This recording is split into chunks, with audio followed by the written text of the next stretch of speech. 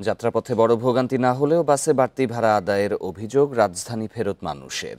ঝামেলা এড়াতে ঈদ ঘিরে 10 দিনের ছুটি শেষ হওয়ার আগেই ঢাকায় ফিরছেন অনেকে। ট্রেনের সময়সূচিতে কোনো বিপর্যয় নেই, তবে অতিরিক্ত যাত্রীর কারণে ওঠানামায় ভোগান্তির অভিযোগ অনেকের। বান্ডেল থাকলে প্রতি সেনমানিতে টাকা বাঁচবে। বিকাশ সেনমানি বান্ডেল কিনে জিতুন প্রতি লেনদেনে। শনিবার শেষ হচ্ছে ঈদ ঘিরে 10 দিনের ছুটি, তবে বাড়তি ভোগান্তি এড়াতে আগেভাগেই ঢাকা ফিরছে মানুষ। শুক্রবার সকাল থেকেই কমলাপুরে ফেরা প্রতিটি ট্রেনে ছিল যাত্রীদের ভিড়। শিডিউল ঠিক থাকায় সময় মতোই ঢাকায় পৌঁছেন যাত্রীরা, তবে অনেকের অভিযোগ অতিরিক্ত যাত্রীর কারণে ওঠানামায় ভোগান্তি হয়েছে। অনলাইন যে টিকিটে ঢুকাই যায় না, টিকিট কাটা যায় না, খুব মুশকিল। এই জন্য আমরা ঈদের পরেই যাচ্ছে। রবিবার থেকে যেহেতু অফিস আবার শুরু হয়ে যাবে, রাস্তাঘাটও যানজট শুরু হয়ে যাবে, সেজন্য আজকে আমরা তাড়াতাড়ি ওদেরকে বাড়িতে পাঠিয়ে দিচ্ছি।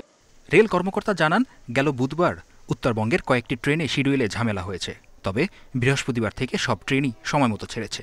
আমাদের একটাই মোটো যে আমাদের যাত্রীরা যাতে যথাসময়ে আমাদের স্টেশনে প্রবেশ করতে পারে এবং আমাদের ঢাকা থেকে বিভিন্ন আউটগোয়িং যে ট্রেন সেটা যথাসময়ে ছেড়ে দেওয়ার যে টাইম টেবল সেটা যে আমরা চেষ্টা করছি।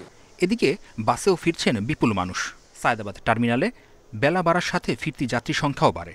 যাত্রাপথে ভোগান্তি না হলেও বাড়তি ভাড়া আদায়ের অভিযোগ করেছেন অনেক যাত্রী।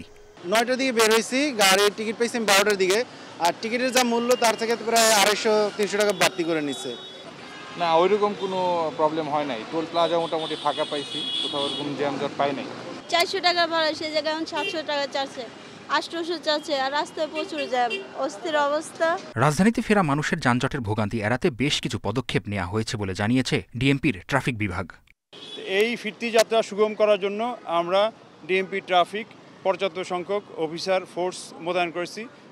এছাড়াও বেশ কিছু জায়গায় আমরা রোড ইঞ্জিনিয়ারিং, রোড ডাইভারশন বা যেভাবে আসলে সুবিধা হয় সেই ব্যবস্থাগুলো করেছি। এছাড়া ছিনতাইয়ের মতো ঘটনা রোধে সতর্ক রয়েছে পুলিশ। মেহেদী হাসান, ইন্ডিপেন্ডেন্ট নিউজ, ঢাকা।